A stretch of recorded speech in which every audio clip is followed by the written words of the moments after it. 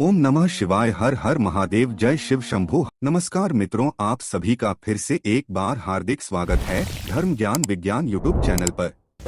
तो यह सारे उपाय पंडित प्रदीप मिश्रा जी की कथा से सुनकर सूचित किए जा रहे हैं, इसलिए वीडियो को अंत तक जरूर देखें और ध्यान से सुने। 28 अगस्त 2023 बहुत विशेष दिन है और बहुत विशेष तिथि भी है। सावन का आखिरी सोमवार तो है ही और साथ में सावन का आखिरी प्रदोष भी है। 31 अगस्त 2023 को सावन का महीना पूर्ण हो जाएगा। ऐसे में इस विशेष तिथि को आप अगर गुरुजी पंडित प्रदीप मिश्रा जी के बताए विशेष प्रयोग में से एक विशेष प्रयोग भी कर देते हैं तो आप जिस उद्देश्य को मन में रखते हुए यह प्रयोग कर रहे हैं वह निश्चित पूर्ण हो जाता है। क्योंकि प्रदोष की तिथि बहुत प्रिय हुए शंकर भगवान को, और इस दिन अगर शंकर भगवान का कोई पूजन कर देता है तो शंकर भगवान उसे मनोवांछित फल प्रदान कर देते हैं।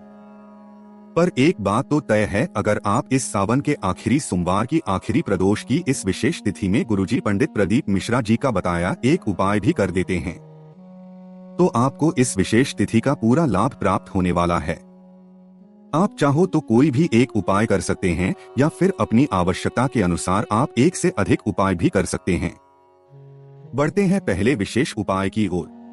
गुरुजी ने की कथाओं में बिल्कुल नया उपाय बताया था, जिसमें गुरुजी ने कहा विषम परिस्थिति आने पर अगर आपके सामने कोई ऐसी विषम परिस्थिति आ गई है जिसका आपको कोई हल समझ में नहीं आ रहा है, या फिर कोई अटके हुए कार्य जो पूर्ण नहीं हो रहे हैं जिनका पूर्ण होना जरूरी है, आप सब जगह भटक लिए, सारी दुनिया में जाकर बोल आए, सबके पास जाकर आपने हाथ जोड़ लिए, पर कहीं पर भी आपका काम नहीं बन रहा है, तो आपको एक प्रयास करना है। एक बेलपत्र, एक शमी पत्र और एक कनेर का पुष्प, इन तीनों चीजों को लेकर शिवालय जाना है। देवादिदेव को सबसे पहले आपको जल चढ़ाना है। जल चढ़ाने के बाद आप 2 या 3 प्रदोष निकलेंगी। यह उपाय करते आपकी झोली में महादेव खुशियों से भर देते हैं। जल चढ़ाने के बाद आपको एक बेलपत्र, उसके बाद एक शमीपत्र, उसके बाद एक कनेर का पुष्प शिवलिंग पर अर्पित कर देना है। इस उपाय में आपको इस बात का ध्यान रखना है कि पहले जल चढ़ाना है, उसके बाद ही सभी सामग्री को आप अर्पित करना है। एक बेलपत्र, एक शमीपत्र, एक कनेर का पुष्प। यह उपाय गुरुजी ने 2 से 3 प्रदूषण करने को कहा है और इस विशेष तिथि के विशेष प्रदोष इस उपाय को करने की शुरुआत आपको इससे अच्छा अवसर कभी देखने को नहीं मिलेगा, तो यह विशेष तिथि है, विशेष प्रदोष है, इसलिए सावन के इस प्रदोष में इस उपाय को करने की आप शुरुआत कर सकते हैं। 2 या 3 प्रदोष उपाय करके देखिएगा, आपके अटके हुए कार्य पूर्ण होंगे, विषम परिस्थितियों से आप बाहर आएंगे। बढ़ते हैं दूसरे विशेष उपाय की ओर। गुरुजी ने कहा आपको एक नियम बनाने हैं प्रदोष का। गुरुजी ने सभी से प्रदोष में एक विशेष नियम बनाने को हाल ही की कथाओं में कहा है। गुरुजी ने कहा प्रत्येक प्रदोष के दिन आपको शंकर भगवान के एक दीपक प्रज्वलित करना है। शंकर भगवान के मंदिर में अगर आप दीपक प्रज्वलित कर रहे हैं तो उसमें आप गोल भाती का उपयोग कर सकते हैं और गुरुजी ने यह नियम बनाने को सभी से कहा है। गुरुजी ने कहा कि आपको भोलेनाथ के मंदिर में एक दीपक प्रज्वलित करना है और दूसरा दीपक आपको अपने घर के मुख्य द्वार के बाहर प्रज्वलित करना है। मतलब मुख्य द्वार के बाहर इस प्रकार से दीपक प्रज्वलित करें कि आपका मुख्य घर की ओर हो और दीपक आपको अपने सीधे हाथ की ओर लगाना है। इस प्रकार से 2 दीपक आपको प्रदोष में लगाना शुरू कर देना है। प्रत्येक प्रदोष में लगाइए 2 दीपक में से घर में जो दीपक लगेगा उसमें आप लंबी बाती का उपयोग कीजिएगा, क्योंकि यह वंश वृद्धि और लक्ष्मी प्राप्ति के लिए इस प्रकार से शाम के समय प्रदोष काल में प्रदोष के दिन दीपक प्रज्वलित किया जाता है और दीपक की जो लौ रहेगी, बाती रहेगी, वह बाहर की ओर होना चाहिए। इस प्रकार से आपको दीपक प्रज्वलित करना है। आपके घर में कभी भी धन्य धान की कोई कमी नहीं रहने वाली है और जीवन में सुख समृद्धि की वृद्धि होती है। इसलिए गुरुजी ने सभी इस सावन के महीने से या फिर आने वाले साल भर में जितने भी प्रदूषण में सभी में आपको इस विशेष नियम को अपने जीवन में उतारने को कहा है। बढ़ते हैं तीसरे विशेष उपाय की ओर। सत्यम शिवम सुंदरम शिव महापुराण कथा में गुरुजी ने एक बिल्कुल नए उपाय की जानकारी दी थी जिसे आपको इस सावन के आखिरी सोमवार को करना है। क्योंकि ये उपाय सोमवार से ही किए जाते हैं, मतलब सिर्फ सोमवार के सोमवार करना है। प्रत्येक सोमवार में उपाय करने होते हैं और गुरुजी ने यह उपाय आपको 5 से 7 सोमवार करने हैं। और अगर इस उपाय की करने की शुरुआत आपने अगर अभी तक नहीं की है तो इस सावन के आखिरी सोमवार से आप शुरुआत कर सकते हैं। वर्ष भर किसी भी 5 से 7 सोमवार में आप यह उपाय कर सकते हैं। काफी विशेष और सरल और आसान उपाय है। यह उपाय विषम परिस्थितियों से बाहर आने के लिए किया जाता है, अटके हुए कार्यों को पूर्ण करने के लिए किया जाता है। शिवलिंग पर जो जो जगह गुरुजी ने बताई है वहाँ आपको बेलपत्र अर्पित करके वहाँ पर आपको जल अर्पित करना है। सबसे पहले आपको गणेश भगवान के स्थान पर बेलपत्र अर्पित करना है। इसके बाद इसके ऊपर आपको जल अर्पित कर देना है। इसके बाद आपको कार्तिकेय भगवान के स्थान पर बेलपत्र अर्पित करना है। इसके बाद उसके ऊपर भी थोड़ा सा जल अर्पित कर देना है।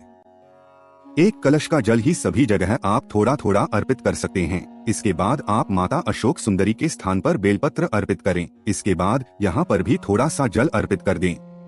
इसके बाद आप माता पार्वती के हाथ शिवलिंग का जो कटीय भाग होता है वहाँ पर बेलपत्र अर्पित करें और इसके बाद उस बेलपत्र में भी थोड़ा सा जल अर्पित कर दें। इसके बाद शिवलिंग के ऊपर अर्पित करें। इसके बाद पूर्ण जल जो कलश में बचा हुआ है वह शिवलिंग के ऊपर ही अर्पित कर दें। शिवलिंग के ऊपर बेलपत्र अर्पित कर रहे हैं तो आपको इस बात का ध्यान रखना चाहिए कि बेलपत्र की डंडी आपके विपरीत और होनी चाहिए, बस इतना ही करना होता है। गुरुजी ने कहा 5 जगह बेलपत्र अर्पित करके अगर आप 5 जगह जल अर्पित कर देते हैं तो आपके अटके हुए कार्य पूर्ण होना शुरू हो जाते हैं। आप इसके बाद अपनी मनोकामना भी बोल सकते हैं। मनोकामना भी 2 माह के अंदर पूर्ण होती हुई आपको नजर आने लगेगी। यह उपाय उत्तरमुखी होके करना है, मतलब आपका मुख उत्तर दिशा की ओर हो। मतलब आप इस प्रकार से बैठे कि आप जलाधारी के विपरीत ओर हो। शिवलिंग का जो कटी भाग होता है वहाँ पर आपको बैठना है और उस स्थान से ही बैठकर आपको जल अर्पित करना है। और यह उत्तरमुखी होकर किए जाने वाला एक विशेष उपाय है जिसे आपको 5 से 7 सोमवार करना है। आपको सफलता निश्चित प्राप्त होती है।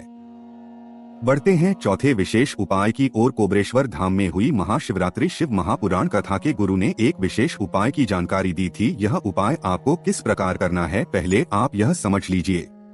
अगर आपका ऐसा कोई कार्य लग रहा है कि पूर्ण नहीं हो रहा है, महादेव मेरी सुन नहीं रहे हैं, तो इस विशेष उपाय को आपको कुछ विशेष तिथियों में करना है। जैसे कि विशेष प्रदोष हो, विशेष शिवरात्रि हो, प्रत्येक माह की शिवरात्रि विशेष प्रदोष हो, मतलब कुछ विशेष स्थितियों में ही इस उपाय को करा जा सकता है। हमेशा हर तिथि में इस उपाय को नहीं कर सकते। विशेष प्रदोष है, आखिरी सोमवार है, विशेष प्रदोष है तो आप यह उपाय कर सकते हैं। आपको एक कलश लेकर शिवालय पहुँच जाना है और आपको जल चढ़ाने की शुरुआत सबसे पहले गणेश भगवान के स्थान से करना है। इसके बाद आपको माता अशोक सुंदरी के स्थान पर जल अर्पित करना है।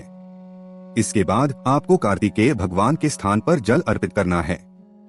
जी हाँ, मैंने गणेश भगवान के बाद कार्तिकेय ने ही कहा है, मैंने माता अशोक सुंदरी कहा है, क्योंकि इस उपाय के अंतर्गत गुरुजी ने भी ऐसा ही कहा था।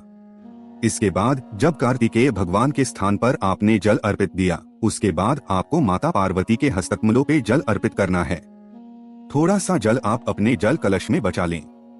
इस बचे हुए जल कलश को आपको शिवलिंग के ऊपर नहीं अर्पित करना है, मतलब शिवलिंग का जो कटीय भाग है। उसके बाद आखिरी में हर उपाय में हम यह करते हैं कि शिवलिंग के ऊपर जल अर्पित करते हैं, तो इसमें आपको शिवलिंग के ऊपर जल नहीं चढ़ाना है। इस प्रकार से बचा हुआ जो कलश में जल है उसे आपको बेलपत्र के पेड़ के नीचे जाकर श्री शिवाय नमोस्तु भीहम या फिर नमः शिवाय या फिर ओम नमः शिवाय बोलते हुए पत्र के पेड़ के नीचे वह जल चढ़ा देना है। बस इतना ही करना है। इस प्रकार से जल चढ़ाने से महादेव चिंतित हो जाते हैं कि मेरा भक्त है, ऐसा क्यों कर रहा है। फिर महादेव माता पार्वती से कहते हैं, मेरा भक्त है, परेशानी है, उसे घेरा हुआ है, भले ही उसने मेरे शिवलिंग पर जल ना चढ़ाया हो पर उसने तुम्हारे हस्तकमल में मतलब शिवलिंग की कटी भाग पर जल चढ़ाया है, तो मैं जितना उसे प्रदान करता हूँ तुम उससे 2 गुना प्रदान कर देना। पर यह उपाय सिर्फ विशेष स्थितियों में काटना है। इस बात का आप ध्यान करें, रोज नहीं कर सकते कि सोमवार की विशेष प्रदोष के दिन ये उपाय करके आप अधिक से अधिक लाभ प्राप्त कर सकते हैं। बढ़ते हैं 5वें और अंतिम विशेष उपाय की और तीर्थों की गुरु की भूमि पुष्कर राजस्थान में गुरुजी ने एक सावन में किए जाने वाले विशेष उपाय को बताया था। अगर 32, 37, 38, 40, 42 साल के हो गए हैं, शादी नहीं हो रही है, तो सावन में आपको 2 कलश से जल अर्पित करना है। पर 2 कलश से जल अर्पित करने की शुरुआत आपको शिवलिंग में जो माता अशोक सुंदरी का स्थान है वहां से करना है और पूर्ण जल आपको शिवलिंग के ऊपर अर्पित कर देना है। मतलब 2 कलश से जल आपको शिवलिंग पे सिर्फ 2 ही जगह अर्पित करना है। पहला माता अशोक सुंदरी के स्थान पर, दूसरा शिवलिंग के ऊपर। बस इतना ही करना होता है। जल अर्पित करते समय श्री शिवाय नमोस्तु या फिर नमः शिवाय या फिर ओम नमः शिवाय बोल सकते हैं। गुरुजी ने कहा यह नियम अगर आप सावन के महीने में सिर्फ बना लेते हैं, 3 से 4 या फिर 5 से 7 दिन बना लेते हैं, तो अगर आप 7 दिन भी लगातार यह जल शिवलिंग पे अर्पित कर रहे हैं तो 3 से 4 माह में आपका विवाह के योग बन जाते हैं और आपका मंगल होता है। बस इतना ही करने से शीघ्र विवाह की प्राप्ति होती है।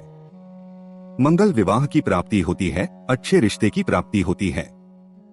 अगर आप यह उपाय कर रहे हैं तो काफी अच्छी बात है। अगर घर का कोई सदस्य कर रहा है तो उनका नाम और गोत्र बोलते हुए भी यह उपाय कर सकता है। इस वीडियो में बताया गया उपाय से संबंधित अगर अभी भी आपके मन में कोई प्रश्न हो तो वे प्रश्न आप कमेंट के जरिए पूछ सकते हैं। मेरे द्वारा दी गई जानकारी अगर आपको उपयोगी लगी हो तो इस वीडियो को लाइक करके कमेंट बॉक्स में हर हर महादेव लिखना मत भूलिएगा। ओम नमः शिवाय। हर हर महादेव। जय शिव शंभू।